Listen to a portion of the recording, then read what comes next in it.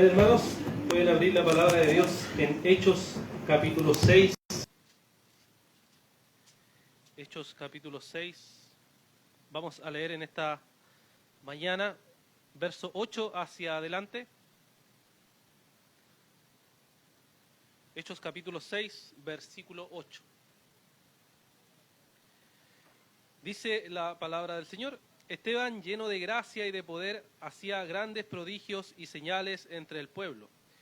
Pero algunos de la sinagoga llamada de los libertos, incluyendo tanto cireneos como alejandrinos y algunos de Cilicia y de Asia, se levantaron y discutían con Esteban, pero no podían resistir a la sabiduría y al espíritu con que hablaba. Entonces, en secreto, persuadieron a algunos hombres para que dijeran: le hemos oído hablar palabras blasfemas contra Moisés y contra Dios. Y alborotaron al pueblo, a los ancianos y a los escribas, y cayendo sobre él lo arrestaron y lo trajeron al concilio. Presentaron testigos falsos que dijeron: este hombre continuamente habla en contra de este lugar santo y de la ley, porque le hemos oído decir que este Nazareno, Jesús, destruirá este lugar y cambiará las tradiciones que Moisés nos dejó. Y al fijar la mirada en él, todos los que estaban sentados en el concilio vieron su rostro como el rostro de un ángel. Que el Señor bendiga su palabra. Me imagino que la mayoría de nosotros ha escuchado el nombre del teólogo Juan Calvino, que generalmente en las corrientes más reformadas de la iglesia cristiana, ¿cierto? Juan Calvino es considerado un teólogo por excelencia, muy importante y reconocido. Pero hay generalmente un área de este teólogo que se le conoce poco o se sabe poco dentro de la fe cristiana, que es acerca de que se le conoce a Juan Calvino como el teólogo del Espíritu Santo, aquel que lo que hace es estudiar la palabra de Dios y fue uno de los primeros que expuso acerca del Espíritu Santo. Benjamin Warfield, que fue un teólogo presbiteriano, decía sobre Juan Calvino lo siguiente: la doctrina de la obra del Espíritu Santo es un regalo de Juan Calvino a la Iglesia de Cristo.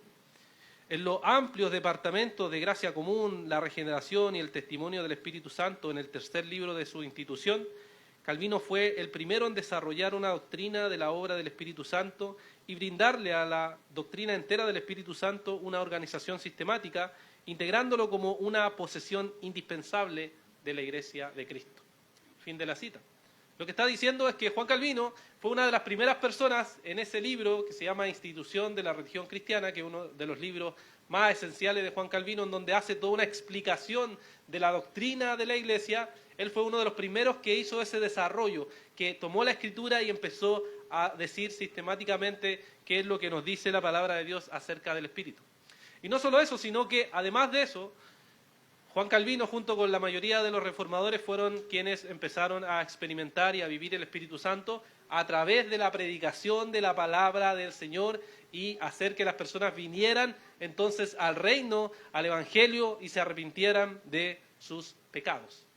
Esto, hermano, es así porque esto no fue una novedad del siglo pasado, sino que ha sido algo que la Iglesia a través de los siglos ha manifestado. ¿Qué es el Espíritu Santo? ¿Qué es estar lleno del Espíritu Santo? Y hemos estado viendo en el libro de los Hechos, como hemos estado viendo en esta serie, cómo el Espíritu Santo se manifiesta a través de su iglesia. Capítulo 1, esperaban la venida del Espíritu Santo. Capítulo 2, el Pentecostés, y se derrama sobre todo creyente judío de la época. Después, en los capítulos siguientes, podemos ver la predicación, cómo el Señor usa la palabra de Dios a través de la llenura del Espíritu para predicar, para sanar y para llevar a cabo su obra, hasta llegar, como vimos la semana pasada, a este capítulo 6, donde estaban, ¿cierto?, estos hombres, los primeros diáconos que el Señor llamó a servir en su iglesia. Y uno de ellos es quienes vamos a ver en esta tarde, que destaca y que destacó, ¿cierto?, generalmente por sobre todos, y que su nombre es Esteban. Esteban, entonces vamos a ver que era un hombre lleno del Espíritu Santo. ¿Y qué significa eso? ¿Qué es un hombre lleno del Espíritu Santo? ¿Cómo se manifiesta un hombre lleno del Espíritu Santo? A través de la palabra del Señor. Vamos entonces a detenernos a observar primero los versículos 8 al 10, en donde vemos entonces a este Esteban lleno del Espíritu Santo. Verso 8 al 10, Esteban, un hombre lleno del Espíritu Santo. ¿Qué nos dice estos versículos? ¿Qué es lo que nos describe? Nos describe cómo es su vida y cómo es su predicación. ¿Ya? Cómo es su vida y cómo es su predicación. Lucas nos dice entonces en estos versículos tres cosas. Primero, nos muestra que estaba en Esteban el poder y la gracia de Dios. Verso 8, vemos entonces que Esteban era ese hombre lleno del Espíritu Santo, era un hombre lleno de gracia, nos dice, y lleno de poder. Esto se evidencia tanto en sus palabras como en las señales o prodigios que Esteban está haciendo a través de la palabra del Señor. Esto es algo que ya se veía en el libro de los Hechos. Si usted retrocede al capítulo 5, versículo 2, se nos dice eso mismo de los apóstoles. Fíjense conmigo, Hechos capítulo 5, versículo 12, nos dice esto: por mano de los apóstoles se realizaban muchas señales y prodigios entre el pueblo y acostumbraban a estar todos de común acuerdo en el pórtico de Salomón. Entonces eso mismo que hacían los apóstoles, ahora Esteban lo estaba haciendo. Y aquí los estudiosos dicen que puede ser que esto se haya hecho así porque Esteban no nos dice qué hacía antes de ser diácono, pero sabemos que después de ser diácono o ordenado, ¿cierto?, a este ministerio, ya vemos que hay poder en sus palabras y hay señales en sus palabras, y algunos estudiosos creen que es porque como le impusieron las manos y reconocieron esto, entonces el mismo poder del Espíritu Santo que obraba en los apóstoles ahora estaba obrando en Esteban. Lo mismo después vamos a ver capítulos más adelante que sucede con Felipe. ¿Y qué es lo que estaba sucediendo entonces? Estaba sucediendo que el pueblo podía ver que el Espíritu Santo estaba actuando en este hermano Esteban. El pueblo lo llegaba a querer y a apreciar, porque ¿quién no va a querer una sanidad, ¿no? ¿Quién no va a querer que alguien le sane, que alguien le muestre el poder de Dios a través de esto? Entonces el pueblo llega a apreciar también a Esteban, tal como llega a apreciar entonces a los apóstoles. Luego vemos en el versículo 9 que se nos dice, después de darnos la descripción de la llenura del Espíritu que tiene Esteban, vemos en el verso 9 que nos dice que varias personas de la sinagoga se opusieron a discutir o se levantaron a discutir con Esteban. Comienza señalándolos que están los libertos. Los libertos eran esos judíos que habían sido esclavos y que habían obtenido la libertad, y debido a eso, ¿cierto?, tenían toda una sinagoga en donde se juntaban ellos, los libertos judíos que habían sido esclavos y que ahora tenían la libertad. Entonces tenemos a estas personas que al escuchar lo que Esteban está diciendo, las enseñanzas que Esteban está dando, se levantan a discutir contra él.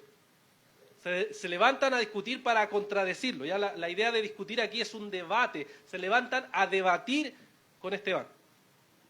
Y los estudiosos también nos dicen aquí que hay, aparte de los libertos, ¿cierto? Si usted se da cuenta en el texto, nos habla de los cireneos, de los alejandrinos, de Cilicia y de Asia.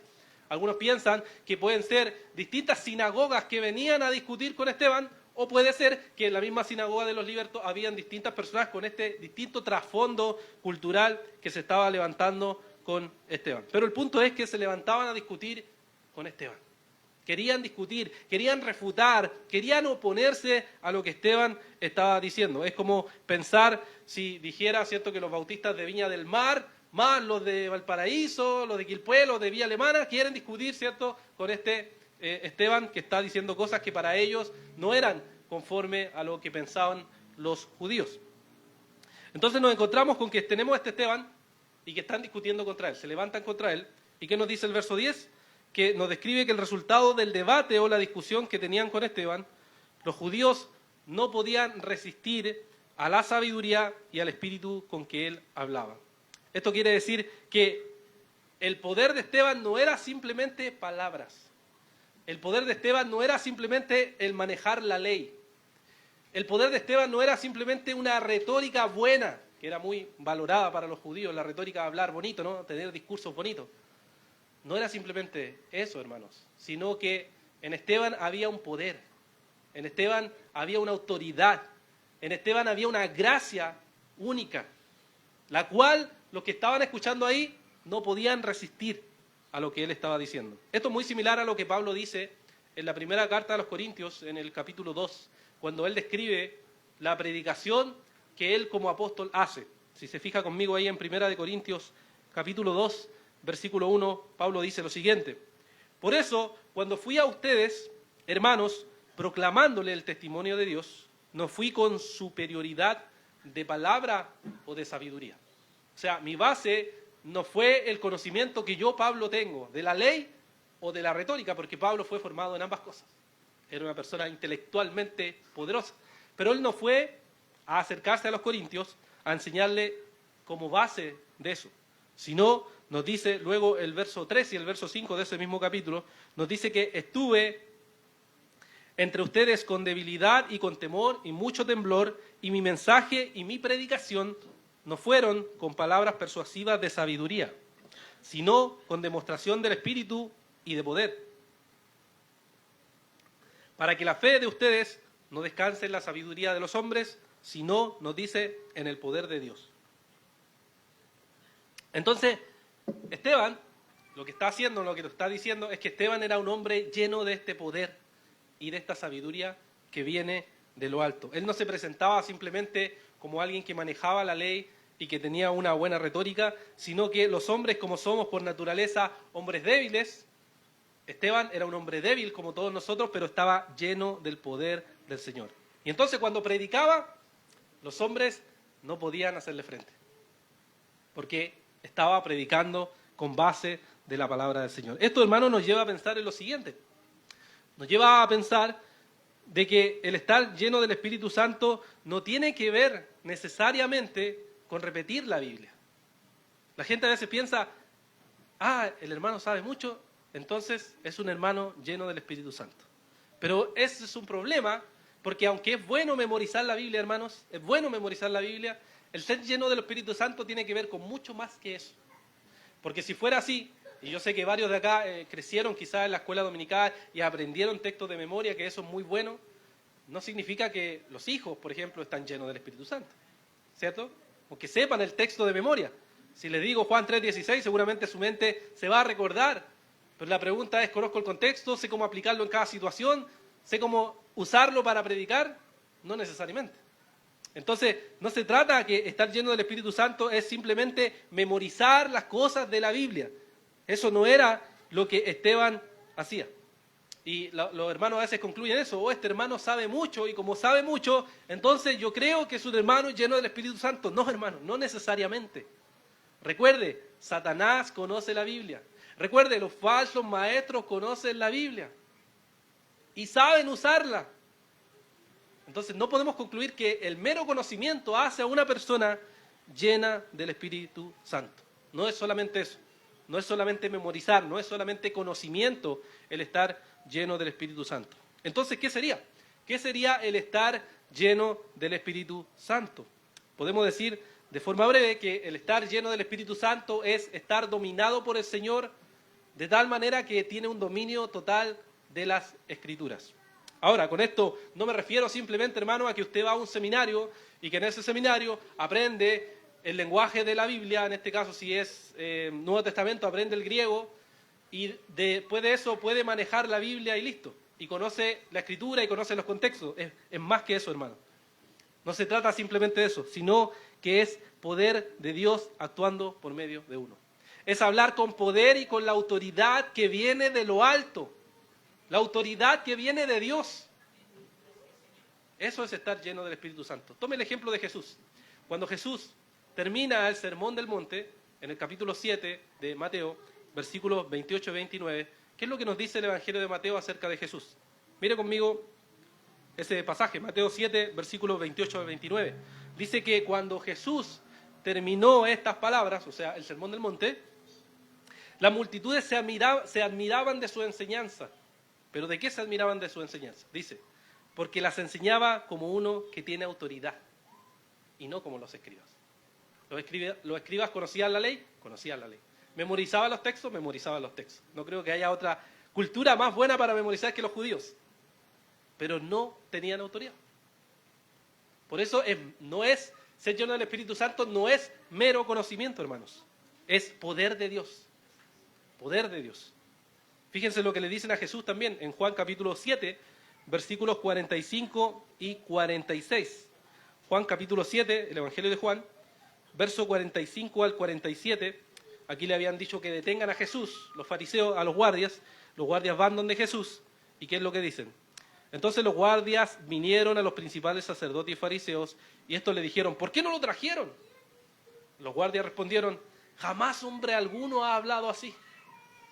La forma que tiene Jesús de hablar, la forma que Él tiene de enseñar, es una forma única. Hay algo en Él diferente. Hay algo en Él que tiene autoridad, que tiene poder. Eso, hermanos, es lo que tenía Esteban. Eso es lo que tenía Esteban. Había una autoridad, había un poder de Dios en medio de él.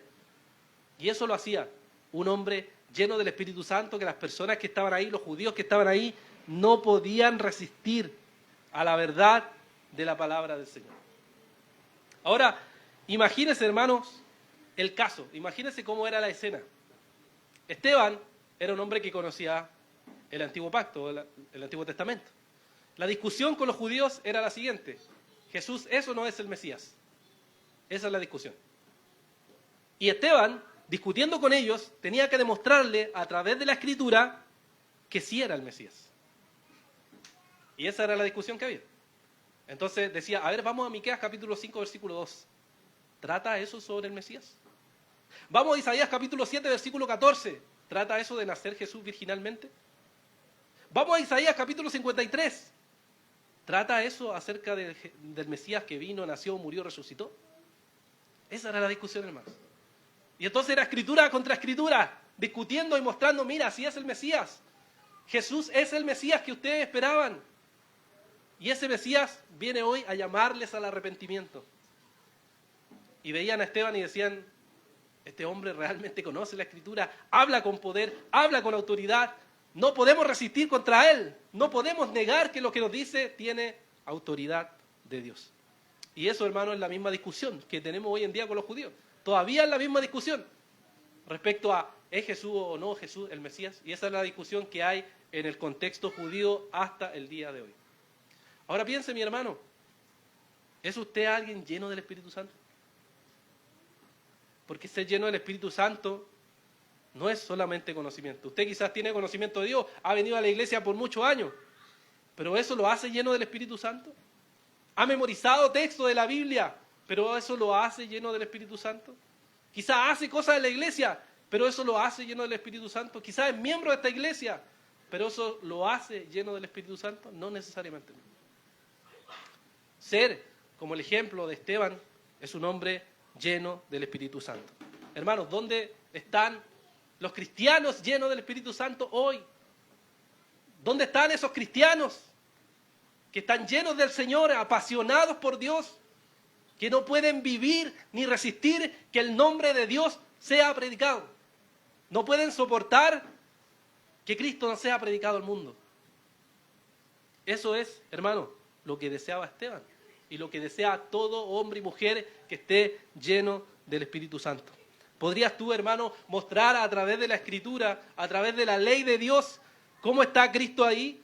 A través de los libros proféticos, menor o mayor, podrías mostrar, mira, Cristo está ahí.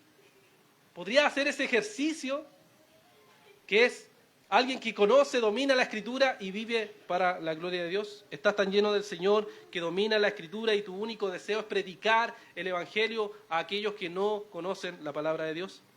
Eso, hermano, es lo que hacía Esteban. Eso es lo que nosotros como cristianos debemos anhelar y desear. Ser llenos de Dios, ser llenos de su Espíritu para predicar la palabra del Señor.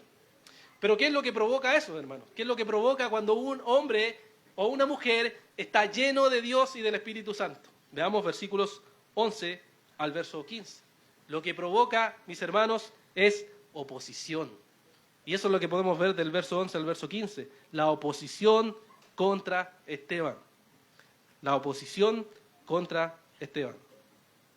Luego que nos describe entonces la vida y la predicación de Esteban y cómo los judíos no podrían vencer los argumentos que Esteban planteaba a partir de la Biblia, entonces vemos que las personas se oponen a Esteban. Y nos dice estos versículos algunas cosas. Lucas aquí nos dice algunas cosas también. Primero están las supuestas blasfemias de Esteban. En el verso 11 vemos que se dice que algunos hombres, ¿qué hacían? Acusaban a Esteban. Lo acusaban de cosas bastante serias, hermanos. Cosas bastante serias, como de levantar blasfemias, que eso ya era algo grave, contra Moisés y contra Dios. Dos cosas que no son superficiales, sino que son muy, muy graves. ¿Por qué? Porque la ley de Dios condenaba estas dos cosas. Fíjese en lo que dice Números capítulo 12, versículo 8, donde se decía lo siguiente. Números capítulo 12, versículo 8, y luego vamos a ir a Levítico 24. Números nos dice, cara a cara habló con él, está hablando de Moisés, abiertamente y no en dichos oscuros. Y él contemplaba la imagen del Señor. ¿Por qué pues no temieron hablar contra mi siervo, contra Moisés? Ahí está reprendiendo, ¿cierto?, a aquellos que habían hablado contra Moisés y está diciendo, ¿por qué no temieron hablar contra el siervo de Dios, aquel que yo he elegido? Dijeron y murmuraron y lo atacaron y no temieron. El Señor es quien, ¿cierto?, iba a juzgar eso. Y luego en Levítico capítulo 24, versículo 13 al 16, tenemos el caso de un hombre que había blasfemado contra el Señor. Y Moisés lleva este caso ante el Señor y dice, ¿qué tenemos que hacer? Levítico 24, versículo 13 dice, entonces el Señor le dijo a Moisés, saca fuera del campamento al que maldijo, y que todos los que lo oyeron pongan las manos sobre su cabeza, y que toda la congregación lo apedree. Hablarás a los israelitas y le dirás, si alguno maldice a su Dios, llevará su pecado. Además, el que blasfeme el nombre del Señor ciertamente ha de morir. Toda la congregación ciertamente lo apedreará, tanto el extranjero como el nativo, cuando blasfeme el nombre del Señor, ha de morir. Ahora, ¿qué tenían entonces en sus mentes los judíos? Cuando decían, Esteban ha blasfemado, esto tenían en sus mentes, por hermano.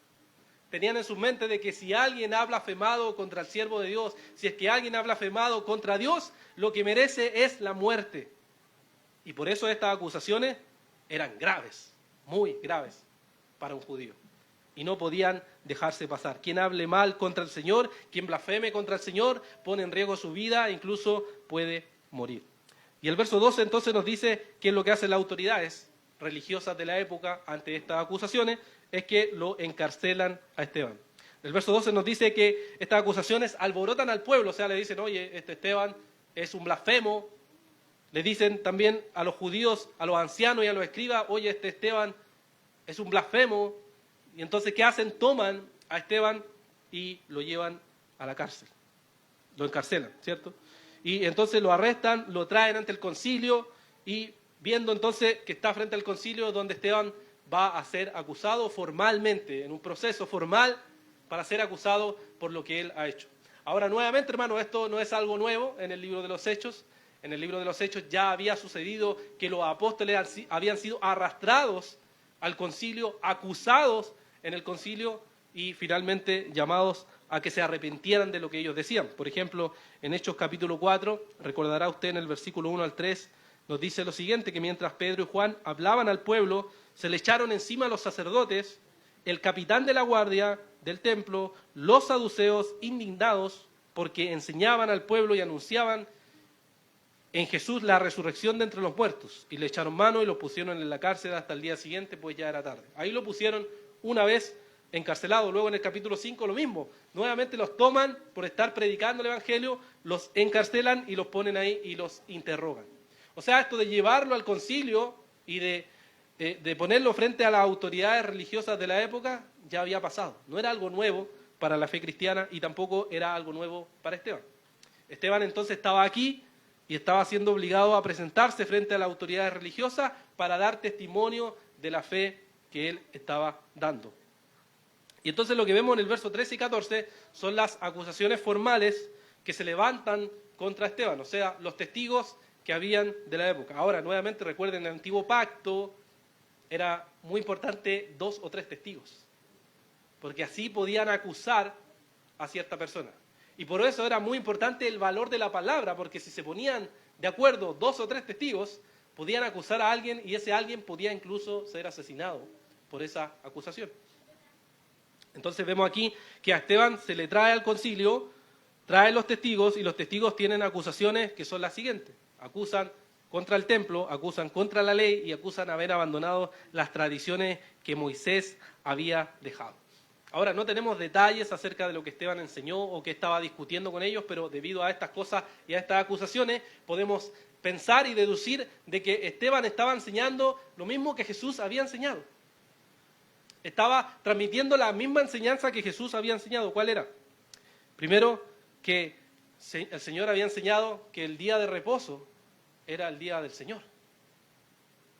Y que los judíos habían puesto todo un montón de leyes para decir ciertas cosas, y entonces se le acusaba a él de quebrantar el día de reposo, de quebrantar la ley, pero en verdad era porque los judíos tenían su interpretación de los hechos. Fíjense conmigo, por ejemplo, en lo que nos dice Mateo capítulo 15, versículo 1 al 2. Mateo capítulo 15, versículo 1 al 2. Nos dice lo siguiente, que entonces se acercaron a Jesús algunos escribas y fariseos de Jerusalén, diciendo, ¿por qué tus discípulos quebrantan la tradición de los ancianos? Pues no se lavan las manos cuando comen pan. O sea, ahí Jesús estaba quebrantando la ley, según ellos, que era la tradición de los ancianos. Y a eso mismo se le acusaba a Esteban de quebrantar la tradición de Moisés, que era la interpretación de la ley que ellos habían recibido. O lo que nos dice, por ejemplo, el Evangelio de Juan, en el capítulo 2, versículo 19, lo cual nos dice que Jesús le respondió, destruyan este templo y en 3 días lo levantaré. Entonces los judíos dijeron, en 46 años fue edificado este templo y tú lo levantarás en 3 días. Pero él hablaba del templo de su cuerpo. Pero ellos después tomaban esto, lo distorsionaban y después, ¿qué decían cuando juzgaron a Jesús? Lo mismo, este quiere destruir el templo. Y no habían entendido lo que quería decir Jesús. Lo mismo hizo Esteban y de lo mismo entonces se le acusaba. Podemos observar entonces que las acusaciones que hacían contra Esteban eran distorsiones de las palabras que ellos habían estado enseñando. Esteban enseñaba lo mismo que Jesús. Tomaban esa idea, la distorsionaban, ponían falsos testigos y lo acusaban de esto. Entonces podemos ver que finalmente se está cumpliendo lo que Jesús le advirtió a los discípulos en la bienaventuranza, que debían ser bienaventurados cuando los insultaran, los persiguieran y levantaran falsos testigos contra ellos.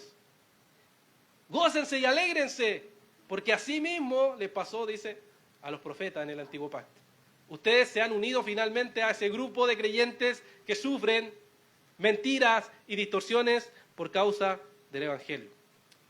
Y el verso 15 entonces nos muestra que después de levantar y de decir todas estas acusaciones, lo miran, ¿cierto? Miran a Esteban y ven a él un rostro parecido al rostro de un ángel.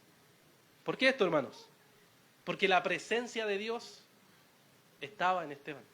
Él estaba lleno del Espíritu y como estaba viviendo para la gloria de Dios y estaban acusándolo falsamente, Esteban se ve como alguien inocente.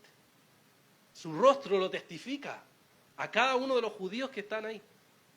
Y esto igual había pasado en el Antiguo Pacto. Recuerden cuando Moisés va a recibir las tablas de la ley y él baja y su rostro está resplandeciente, él no se da cuenta, dice que el pueblo se asustaba, porque algo pasa cuando uno está en la presencia de Dios. Algo físico, algo espiritual, incluso nuestro rostro se transforma.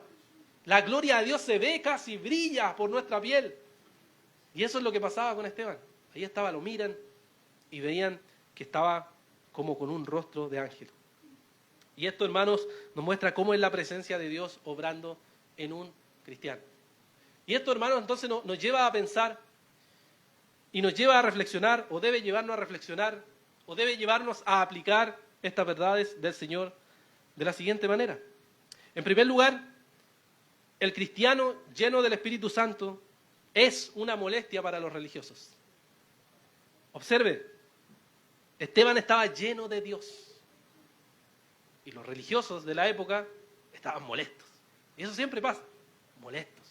No les gustaba lo que le estaban diciendo, no les gustaba que le confrontara y le dijera, mira, esto dice la Biblia, esto dice la ley de Dios. Les molestaba. Ahora, hermanos, religiosos existen todavía hoy. Aquí, religiosos no lo tomamos en sentido siempre negativo, hermanos.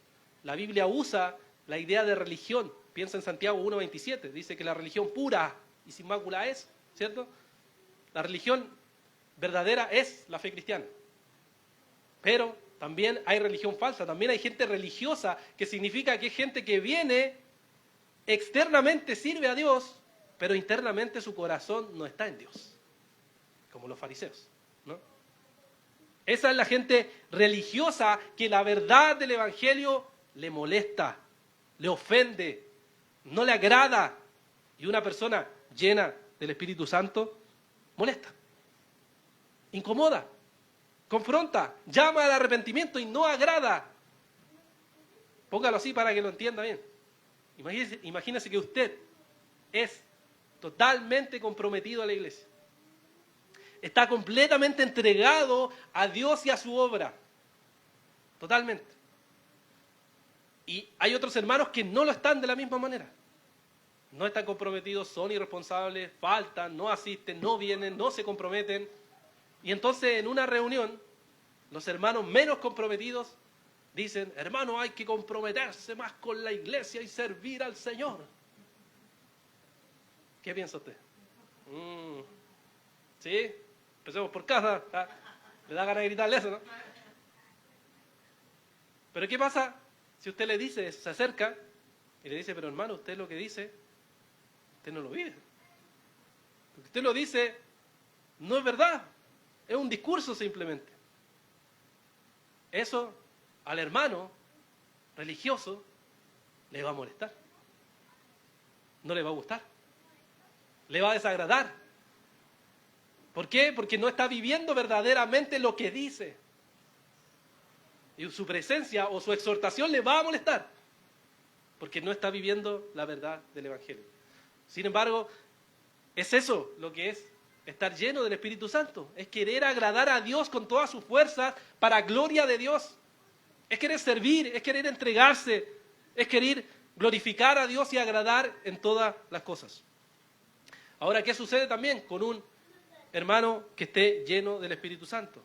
Generalmente es acusado falsamente. Acusado falsamente. Eso es lo que le pasó a Esteban. Estaba lleno del Espíritu Santo, estaba lleno del Señor, ¿y qué es lo que sucedió? Lo acusaron falsamente. ¿Por qué? Porque no le agradó lo que le estaba diciendo, no le agradó la verdad que le estaba predicando. Y entonces lo acusaron falsamente. Esto le ha pasado a los que son siervos del Señor a través de toda la palabra. Piense en José, piense en Daniel, siervos que quisieron agradar a Dios en todo y por eso se ganaron su enemigo. Incluso David, él pide en muchos salmos, por ejemplo en el Salmo 41, dice, mis enemigos hablan mal diciendo, ¿cuándo morirá y perecerá su nombre? Se ganó enemigos por querer agradar a Dios. Y dice el Salmo 41, versículo 5, y si alguien viene a verme, habla falsedades, su corazón recoge iniquidad para mí. Cuando sale fuera, lo publica. O sea, está murmurando, está haciendo daño contra mí. ¿Por qué? Porque soy su enemigo. Y eso es lo que hace a alguien que está lleno del Espíritu Santo. Al predicar la verdad, se gana enemigos. Se gana enemigos. ¿Por qué? Porque dice la verdad. ¿Alguna vez, hermanos, han experimentado eso? Que alguien hable mal de ustedes. Ustedes están queriendo agradar a Dios. Están queriendo hacer las cosas bien. Pero en vez de escuchar lo que ustedes pueden decir, empiezan a distorsionar sus palabras. Empiezan a distorsionar sus intenciones. Empiezan a hablar mal de ustedes. Es terrible eso, ¿no? Sentir eso. Pero hermanos, si usted quiere vivir lleno del Espíritu Santo, ese es un costo.